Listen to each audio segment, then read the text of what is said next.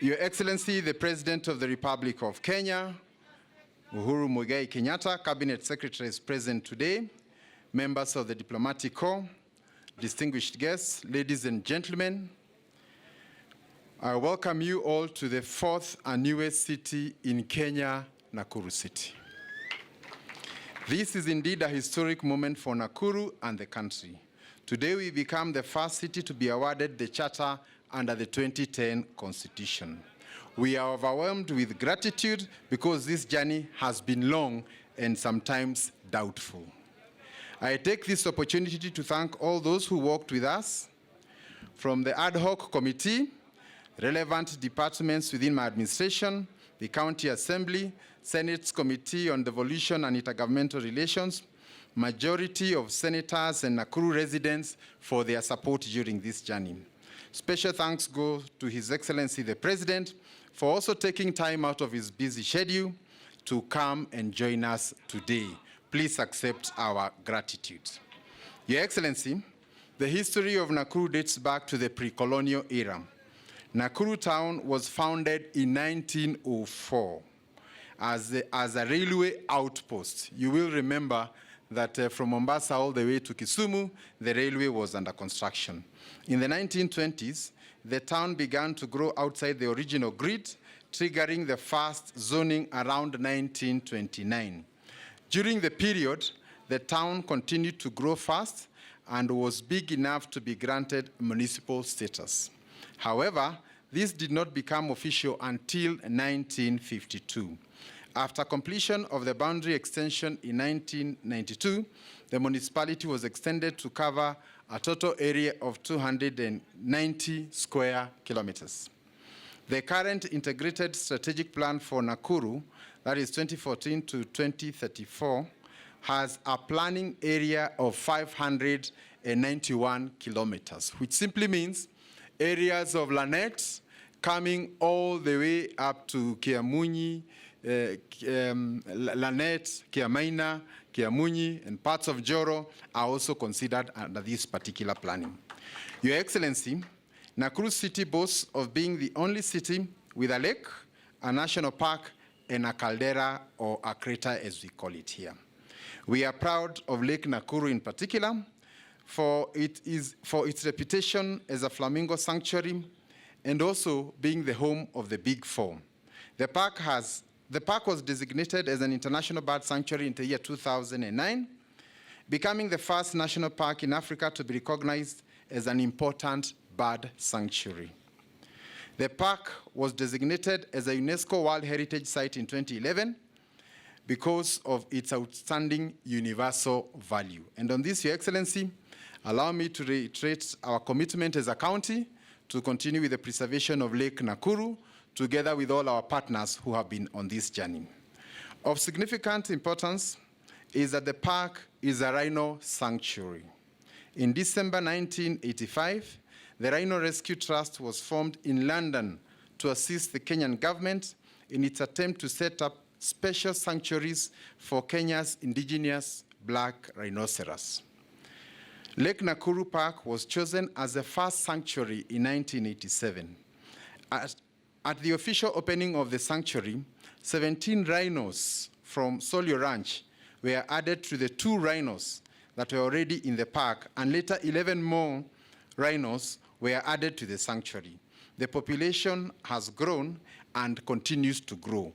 And Your Excellency, noting that the rhinos are endangered species, we are very happy and proud to be part of the perpetuation of this species. And on behalf of the people of Nakuru, I also want to confirm we have discussed with the KWS and we shall open the park for 3 days free entry to the residents of Nakuru.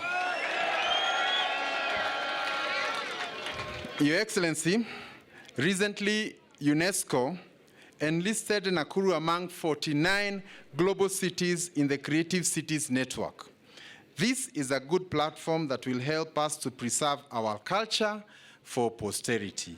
And on this, I want to thank all the people who have participated in that cultural renaissance that we began about 3 years. And the recognition by UNESCO is just but part of that bigger conversation that we have started. And I want specifically to thank Babushe. I'm sure he's around here. He's one of their founding artists who has kept our Players Theatre and our culture alive. Babushe, wherever you are, may God bless you for your good work. Your Excellency,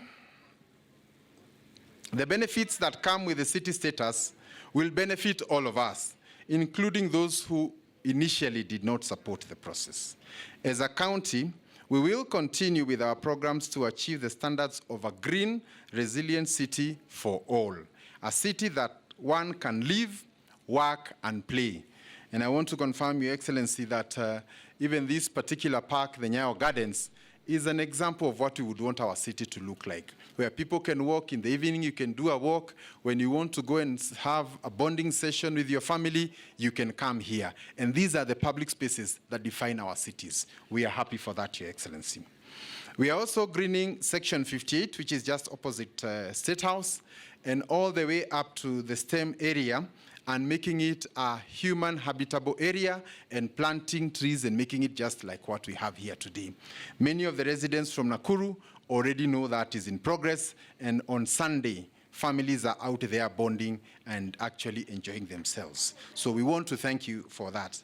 This is because urban centers, particularly cities, need open green spaces where people can relax. Nakuru City is also working on NMT, non-motorized traffic, to ensure that we have a healthy population. We are ensuring that our roads have pedestrians and that they walk without the fear of being knocked down. And Your Excellency, in connection to this, I want to inform you and also the people of Nakuru that on Sunday, we held our first city marathon sponsored by Stanbic, where we had over 2,900 entrants, and we covered a total of 21 kilometers. And this is part of encouraging Nakuru not to be just a place where you work, but we want you to work and play so that we can have a livable city. Your Excellency, Nakuru City falls between two sub-counties, namely Nakuru East and West. And for a long time, development in the municipality has been linear. That is along Kenyatta Avenue. We have started an initiative to expand our town, and we are glad that we have seen development outside the CBD.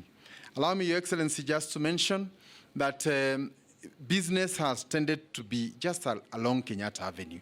And as a result of that, values in Kenyatta Avenue are very high, but if you just go a few meters, there is no business going on there. So we have a program to expand Nakuru, both upward and down. And sometimes because of not understanding where we are going, there is resistance on some of these movements. But we must agree that for there to be gain, there must be pain. But in the long run, we all benefit. Your Excellency, I take this opportunity to thank you for your continued support for Nakuru. And as a city, we are the beneficiary of a major collaboration effort between your government and Nakuru County government. I must mention that for the longest period, the dream of an airport in Nakuru remained just that, a dream. But when you got into office in the year 2018, we came in with a delegation from Nakuru, and when you were here on a pass-out parade, you directed that an airport be constructed. We are happy that from August next year, people will be landing in Nakuru. And I can only say a big thank you. This will ease movement for residents. Tourists will be able to visit Nakuru within the shortest time, and it will also improve our entire hospitality experience. As a city, we should be able to offer decent, affordable housing to our residents. Again, through the collaboration of your government, through the Ministry of Transport and Housing, we are constructing a total of 600 houses in Bondeni through your Big Four initiative. And I am happy that they are about 40% complete. And for the people of Nakuru, once again, we thank the President for not just looking at housing, but housing for those who are at the lowest level, those who cannot not afford, and those who are often ignored by our banks. The project will transform Bondeni area, previously a slum region, and again, through your support, you have initiated a market of 600 million shillings just within the Bondeni area. And this is part of the Nakuru Renewal Program. And once complete, we'll be able to house over 2,000 traders within that particular market. Once again, Your Excellency, the residents of Bondeni have requested me, when you have time, next time, kindly visit them so that you can see this life-transforming infrastructure. Your Excellency, allow me also to comment on the Rironi-Mau Summit Road, which your government has initiated. One of the greatest bottlenecks we have had is the issue of travel time from Nairobi to Nakuru. When people have to come here for a conference and they have to take 3.5 hours to get to Nakuru, we become less attractive. Your Excellency, through your initiative, you have commenced the upgrade of Mau Summit all the way up to Rironi to make it dual carriage, which means a journey that used to take 3 hours and 20 minutes will be now 1 hour, 20 minutes. And Your Excellency, through this project, we anticipate that we shall have people living in Nakuru and working in Nairobi. And this is the kind of life-transforming project that we really want to thank you for. A large section of the 233 kilometer along the section that you are upgrading will also come up in terms of urban renewal, from Gilgil to Naivasha, all the small towns around there. And we know roads open up areas for economic growth. So again, for the people of Nakuru, we are not just looking at a road, we are looking at wealth creation within our area. And once again, Your Excellency, we thank you for this. Your Excellency, by cutting the travel time to and from Nairobi to nearly a half, the superhighway offers great investment opportunity for our residents with increased land value, real estate, hospitality, and also agriculture in the city. And allow me also to say, Your Excellency, that as all of us have seen in the logo, we are not the typical city that is purely made of concrete. We have a park within ourselves, we have the agricultural part of us, and we have all that you can imagine. So, Your Excellency, Nakuru wishes to grow in that manner.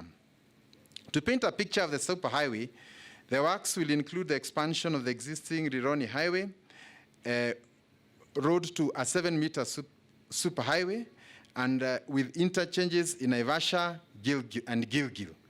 We already have in Nakuru and also in Joro, so those ones will not be included.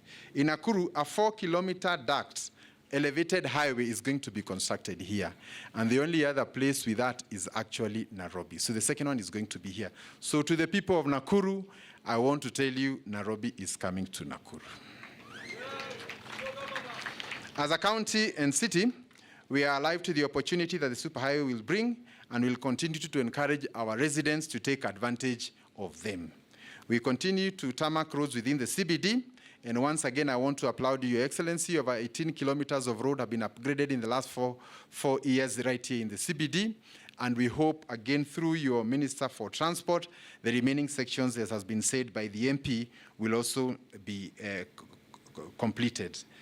On another level, we are upgrading Afraha Stadium to international standards, and I'm happy to note that through the Kenya Urban Support Program funded by the World Bank, we have committed a total of 650 million shillings, and the commencement of that project started about 5 months ago. So we expect by next year, around May, we shall hold all our big rallies, including international tournaments, right here in Nakuru. As I conclude, I encourage Nakuru City dwellers to embrace the opportunity to come up with a new city status. This city is for all of us, and I want to thank the President. When he came and he saw there were lots of people outside, he said, let them come. The city belongs to them. This is your city.